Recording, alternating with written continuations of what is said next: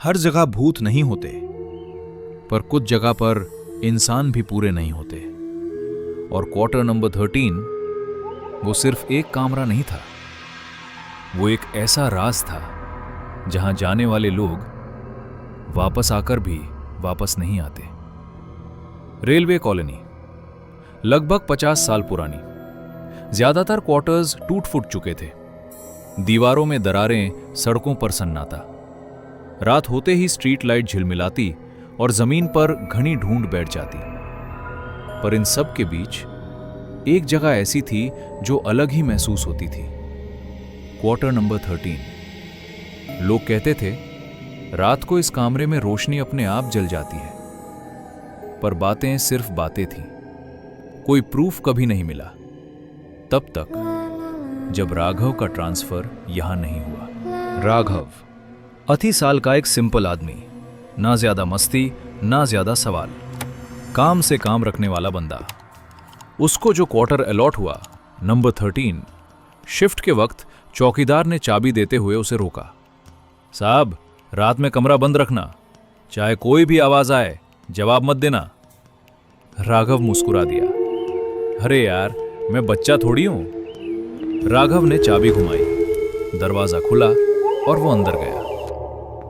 कमरा पुराना था, हर जगह धूल, एक लोहे का पलंग, दीवारों पर स्पाइडर वेब्स। ट्यूबलाइट हल्की सी फ्लिकर हो रही थी और कमरे के कोने में एक पुराना शीशा। राघव ने एक बार देखा और फिर अपना सामान रखकर सो गया। रात के 2:72 बजे राघव की नींद खुली एक अजीब सी आवाज से।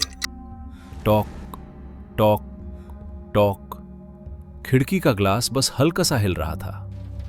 राघव उठा, खिड़की के पास गया, बाहर देखा, कोई नहीं। जैसे ही वो पलटा, ट्यूबलाइट जोर से फ्लिकर हुई और शीशा धीरे धीरे फॉगी होने लगा। फॉग के अंदर एक लाइन उभर के आई, वेलकम बैक।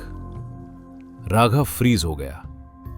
उसने शीशा पोंछा, लिखा हुआ गायब। दिल को समझाया इमेजिनेशन होगा, और फिर वो सो गया। अगली रात हवा अजीब सी भारी थी, जैसे कमरे में सांस लेना मुश्किल हो।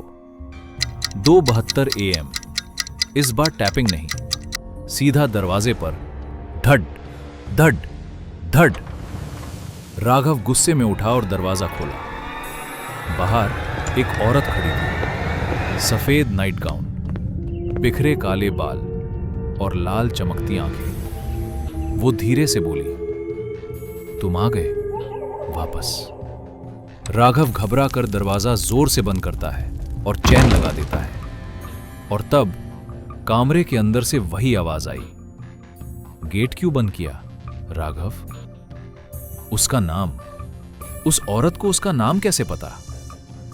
अगली सुबह राघव चौकीदार से मिला।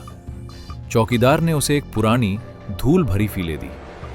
कवर पर लिखा था, Rahul Mishra case 1992, quarter number 13। Raghav पढ़ने लगा, निशा मिश्रा, राहुल मिश्रा की पत्नी। शादी के बाद दोनों इसी क्वार्टर नंबर 13 में रहते थे। निशा ज्यादा बोलती नहीं थी, पर अक्सर शीशे के सामने खुद से बातें करती रहती थी। कुछ महीनों बाद उसका बिहेवियर बदलने लगा। रात के वक्त वो कॉलोनी के कॉरिडोर्स में अकेली चलती थी, बिना चप्पल, बिना आवाज। कई लोगों ने देखा वो शीशे के सामने घंटों खड़ी रहती थी, जैसे किसी का इंतजार हो। राहुल ने लिखा था, निशा कहती थी शीशा उससे बातें करता है, वो मुझे बुलाता है। 1900 बनी की एक रात, 2:12।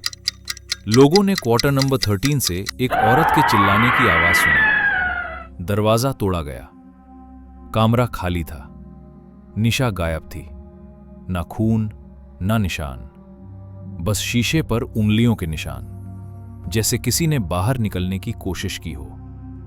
राहुल ने पुलिस को बताया। उस रात निशा डर रही थी। उसने कहा था, अगर तुमने दरवाजा बंद रखा वो मुझे ले जाएगा। और राहुल ने डर के मारे दरवाजा बंद रखा। उस रात के बाद राहुल भी गायब हो गया। बस मिरर पर लिखा मिला, वेलकम बैक। राघव तैयार था, mobile camera on, lights off. 2 minute 3:07 AM exact. दरवाजा अपने आप खुला। क्री। अंदर वही औरत। इस बार चेहरा साफ था।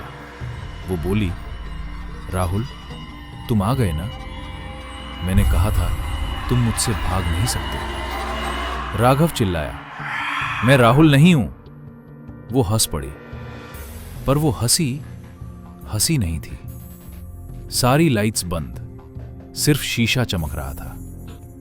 मिरर पर लिखा आया, वेलकम बैक राहुल। राघव ने रिफ्लेक्शन देखा। वो राघव नहीं था, वो राहुल था। सच सामने था। राघव ही राहुल का रीबॉर्न वर्जन था और क्वार्टर नंबर 13 उसे वापस बुला रहा था। औरत ने आखिरी लाइन बोली, इस बार तुम नहीं बसाएगोगे। कहते हैं कुछ जूर मौत के साथ खत्म नहीं होते। राहुल बदलकर राघव बन गया, पर क्वार्टर नंबर 13 अपनी अधूरी कहानी पूरी करके ही मानता है।